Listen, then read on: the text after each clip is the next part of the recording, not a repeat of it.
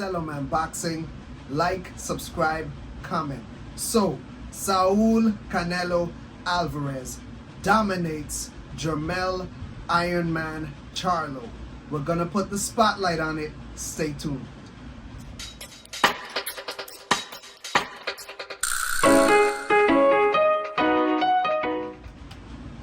Welcome back to Celoman Boxing.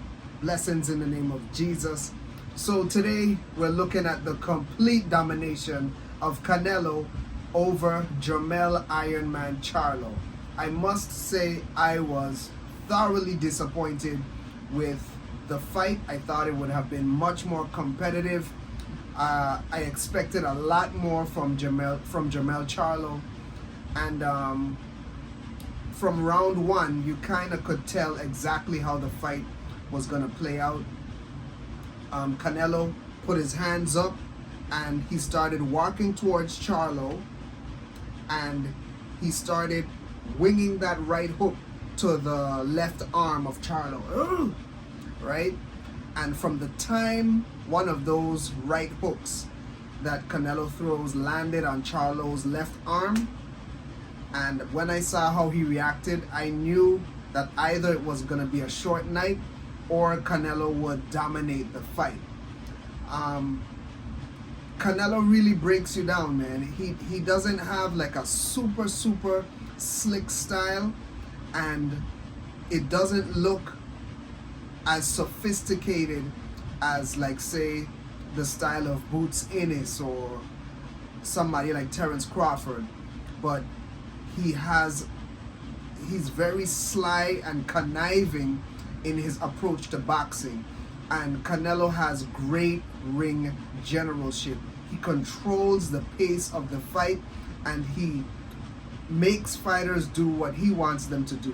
So from the opening bell, from the time Canelo started hitting Jermell's left arm, that sent a message to Jermell's brain that, man, if this hurts like this on my arm, imagine if it was my face.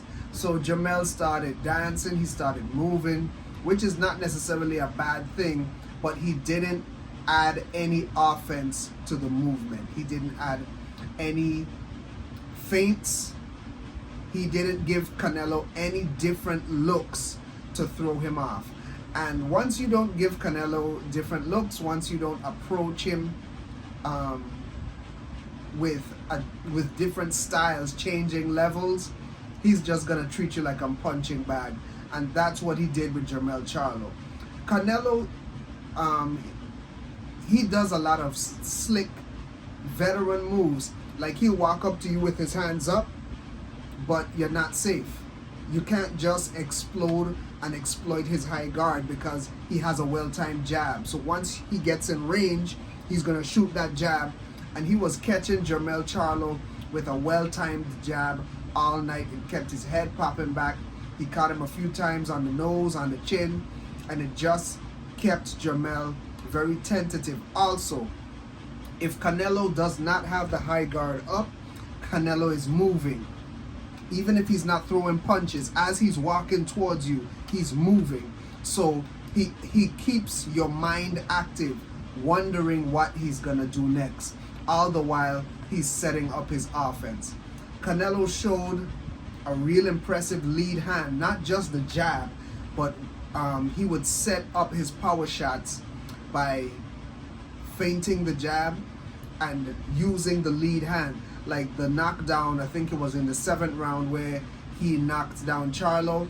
He threw the jab, or kind of just stuck it out there and left it out there in front of Charlo's guard, and it temporarily blinded Charlo, and he let a powerful right hand go. I think he caught Jermell Charlo like right above the eyebrow on the temple, and it dropped him. But Jermell showed that he has a great chin, because Canelo caught him with everything. Canelo caught him with uppercuts, left hooks, right hands, and at no point in the fight, even after the knockdown, did I feel Jermell was in danger of being brutally knocked out. The sad part about the fight is, after Jermell, especially after Jermell got knocked down, he kind of mentally checked out, and I think he was focused on not becoming a highlight reel meme on Instagram or social media by getting knocked out.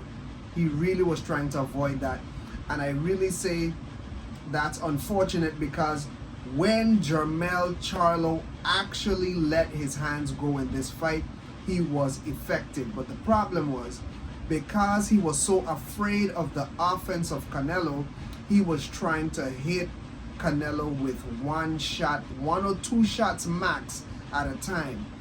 But when he landed, the punches were effective. If you look at Canelo's face after the fight, he took some shots. I think the commentary was very biased for this Showtime pay-per-view card. It really didn't show much of anything that Jermell was doing good, which he didn't do much. But the shots that Jermell did land, they were effective. They were very effective, but he just didn't capitalize on it. And even what annoyed me was in the post-fight interview, Jermell was like, "Oh, well, I didn't get knocked out." Like that was some kind of accomplishment for him not to get knocked out. So all in all, regardless, we have to give Canelo his respect. He was 110% ready for the fight. He also didn't get tired. And even if he was starting to get tired, he didn't show it. But Jermell used his experience to survive the fight. But it was a lackluster showing. I really expected more from Jermell, and it was just, he didn't show the warrior spirit that we know him for. For example, you look at one of the cards on the fight, Ugas versus Barrios. It was evident from, like, say, even the first or second round, Ugas got knocked down with a jab, and your Dennis Ugas fought till the final bell. His eye was completely closed. Even though he lost by a wide margin, he continued his reputation of being a warrior. He has respect of the boxing community. Even if he retires now, he has everyone's respect. Jermell Charlo, much more accomplished than Ugas. I don't think, as far as public perception, he has the respect of the boxing community coming out of this fight because of the way he went out. I'm not trying to diss him, I'm not trying to insult him, but it is what it is. It looked like he was comfortable with losing. Even after the fight, I didn't get any I didn't get that he was really sad that he lost. Like, he was like clapping, smiling. It just felt like him not getting knocked out was a victory. With that being said, who do we want to see Canelo against next? There's talks about him fighting Terence Crawford.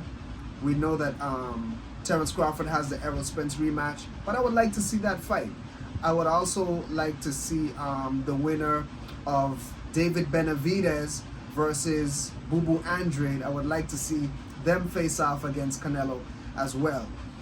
If Canelo stays in this form, he's going to be very tough to beat. Canelo's just a great fighter, man. Whether you love to hate him or hate to love him, Canelo, he's an all-time great fighter. He's definitely a Hall of Famer, and let's just appreciate him and give him his flowers while he's here.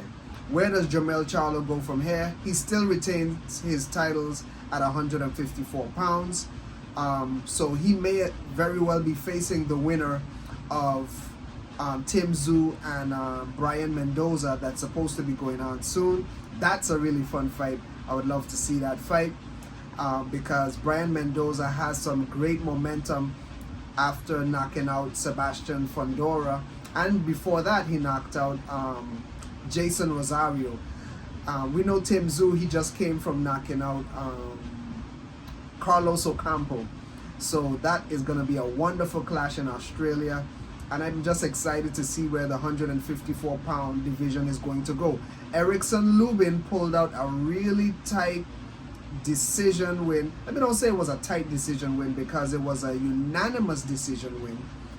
But he beat Jesus Ramos, and everyone was calling it a robbery. Look, the Showtime pay-per-view commentators for this fight was total garbage. Okay, they did not count anything Luben was doing. They were not counting Luben's ring generalship. They were not counting his straight left hands that were landing against Jesus Ramos. As a matter of fact, Jesus Ramos's right eye was closing from the punishment that he was taking. He wasn't getting beat up, but Erickson Luben was effective. I personally think it was 113 to 115 type of fight. Okay, so it was a close fight. I would not have been upset with a draw because I think Jesus Ramos snagged a lot of the earlier rounds with his body work, but it was a good fight. So that puts Erickson Luben in the mix to get a shot at the title. So all in all, it was a decent card. I wasn't really impressed by it, but it was a significant night in the sport of boxing. Let me know what you think in the comments. Let me know how you think the fight went. Who do you want to see Canelo face next? Who do you want to see? Where do you want to see Charlo go from here? But for now, that's the Cellarman Boxing Spotlight on the matter. Blessings.